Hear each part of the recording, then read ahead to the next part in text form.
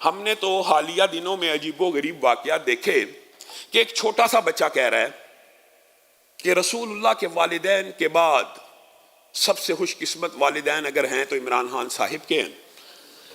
بچہ تو مکلف نہیں ہے شریعت میں، بچے کے اوپر شرعی قانون لاگو نہیں ہوتا، بچہ نابالغ ہے، لیکن اس بچے نے یہ الفاظ خود سے کہیں یا اس کو کسی نے سکھلایا ہے، کم از کم اس چیز کو تو پروب کرنا چاہیے کہ ہم کیسے اپنے بچوں کی تربیت کر رہے ہیں۔ کیا ہم اپنے بچوں کی یہ تربیت کر رہے ہیں کہ ہمارا فلاں سیاسی لیڈر رسول اللہ کے والدین کے بعد اس کے والدین سب سے زیادہ خوش قسمت ہیں؟ اس کو پروب کرنا چاہیے، اور اس کو پروب اس انداز میں کرنا چاہیے کہ اگر تو بچے نے واقعی خود کہا بالکل اس کے اوپر شرعی کوئی حکم لاگو نہیں ہوتا، لیکن اس کی تربیت کے اوپر سوالیہ نشان ضرور ہے، اور اگر اس کو فیڈ کیا گیا ہے تو ہم نے یہ دیکھا صادق اور امین جو رسول اللہ کے خاص القاب تھے ان کو بھی یوز کیا گیا، ریاست مدینہ جو رسول اللہ کی ریاست کا سمبل تھا اس کو بھی یوز کیا گیا۔ خدا را اللہ کے لیے آپ سے گزارش ہے، آپ سے درخواست ہے میرے پی ٹی آئی کے، دیکھیں سیاسی انتخاب جو ہوتا ہے نا، سیاسی اختلاف رائے اس کی گنجائش معاشرے میں رکھنی چاہیے،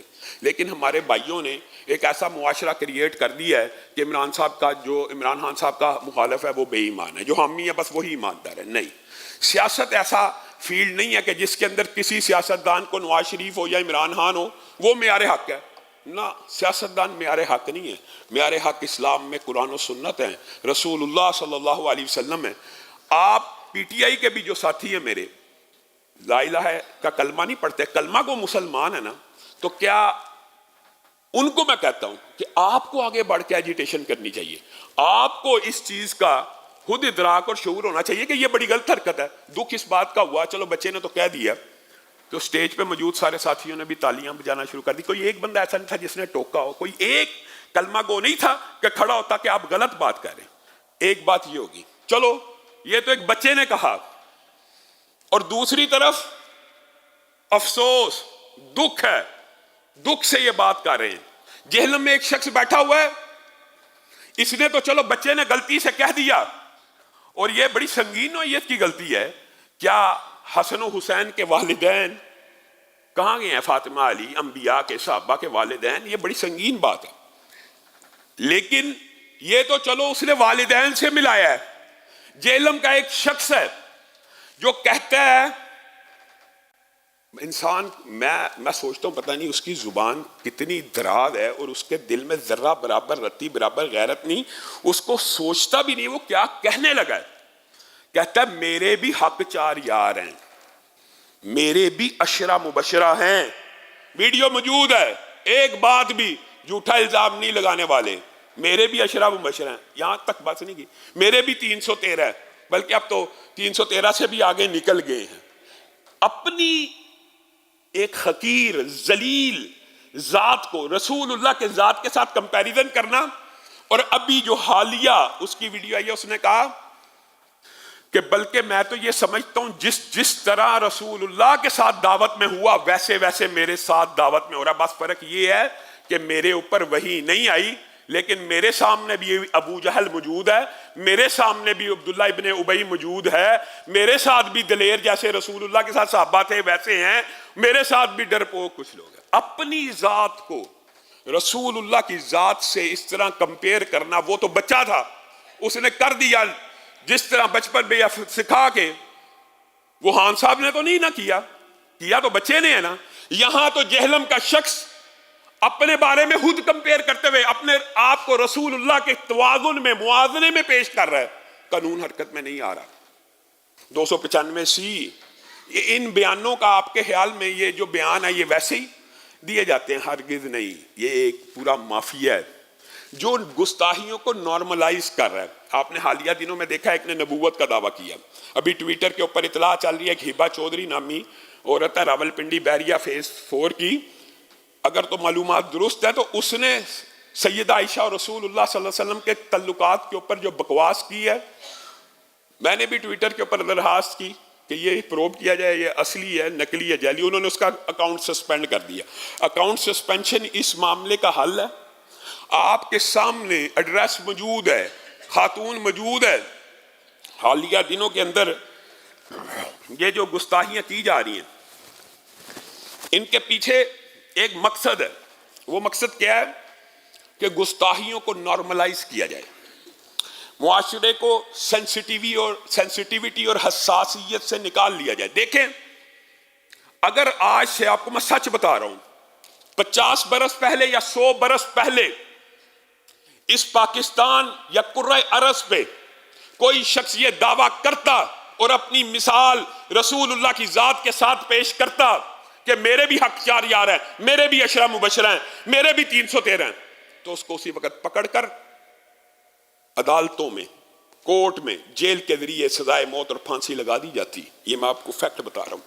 لیکن ہم نے اس گستاخی کو آج حساسیت کم ہونے کی وجہ سے، پہلے ہم نے اس بدبخت کے منہ سے یہاں تک سنا، یہاں تک، اور سب نے سنا ہوا ہے، کوئی اچنبے کی یا آنکھ اوجل کی بات نہیں ہے کہ یہودی کہتے ہیں رسول اللہ صلی اللہ علیہ وسلم کو یہ کل کا چھوکرا ہے۔ یہودی کہتے ہیں، اللہ کی قسم کسی یہودی نے رسول اللہ کی زندگی میں کبھی یہ جملہ ادا نہیں کیا، اور پہلے بھی چیلنج کر چکا ہوں، 1 کروڑ روپیہ نقد انعام دیں گے مرزا صاحب اگر کسی یہودی کا آپ یہ قول کتاب سے نکال کے دے دیں کہ انہوں نے رسول اللہ کے بارے میں یہ کہا ہو، یہ کل کا چھوکرا نہیں کہا، اور آپ کو بھی پتہ نہیں کہا، اور آپ کو پتہ تھا، آپ کے اوپر سوال کیے گئے، آپ کہہ دیتے زبان سے نکل گیا، اردو محاورہ، میں رجوع کرتا ہوں، میں اللہ سے معافی مانگتا ہوں، میں یو ٹرن لے لیتا ہوں، بس بات ختم ہو سکتی تھی۔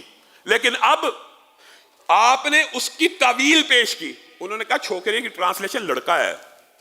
مرزا صاحب کہتے ہیں چھوکرے کی جو ٹرانسلیشن ہے یہ اردو میں لڑکا عام لڑکے کو کہتے ہیں، اور میں نے یہ ٹرانسلیشن کر دی ہے، مولوی میرے پیچھے پڑ گئے۔ ہمارے گجرانوالہ کے ایک مولوی ہیں، انہوں نے مرزا صاحب کو کہا مرزا صاحب آپ کل کے چھوکرے ہیں، آپ نے رسول اللہ کو چھوکرا کہا، تو کہنے لگا یہ مولوی چھوکرا چھوکرا کہہ کے مجھے گالیاں دے رہے ہیں، یہ اس کی ویڈیو موجود ہے۔ اب اس کو کیسے راہ دی جائے؟ جو چھوکرے کو گالی کہتا ہے، پہلے کہتا چھوکرا لڑکے کی ٹرانسلیشن ہے، جب اس کو کسی نے چھوکرا کہا تو کہتا مولویوں کی زبانیں دیکھو، مولوی مجھے چھوکرا کہتے ہیں، چھوکرا تو گالی ہوتی ہے، اگر گالی ہوتی ہے تو رسول اللہ کے بارے میں اڑ کیوں گیا، تو ضد کیوں کر رہا ہے؟ تو ہمارا یہ مطالبہ اداروں سے، ایجنسیوں سے، پولیس سے، انتظامیہ سے، FIA سے ہے کہ اس کو 295C کے تحت بھی گرفتار کیا جائے، عدالت میں جا کے اپنے بیانوں کی وضاحت دے دے، عدالت بری کر دے، اس کی کوئی لاجک پیش کرے۔ میں اور میرے ساتھیوں پہ وہ ظلم ہوا ہے جو صحابہ پہ بھی نہیں ہوا، یہ تو کس کے ساتھ اپنا کمپیریزن مستقل کرتا جا رہا ہے۔ ایک دن تیرے کسی ساتھی کو حضرت بلال کی طرح صحرا میں لٹا کر، تپتی ہوئی زمین کے اوپر لٹا کر، سینے اور پشت کے اوپر گرم پتھر رکھے جائیں، پھر تو کہے کہ تیرے اور تیرے سٹوڈنٹس کے ساتھ کچھ ویسا ہو رہا ہے۔ ویسے بھی کیا رسول اللہ صلی اللہ علیہ وسلم کی ذات اور صحابہ کی ذات ایسی ہے کہ جس کے ساتھ جو جی چاہے تو تمثیلیں اور اپنی مثالیں پیش کرتا چلا جائے؟ 295C کے علاوہ بھی اس کی متعدد توہین کے الفاظ ہیں، آپ حیران رہ جائیں گے۔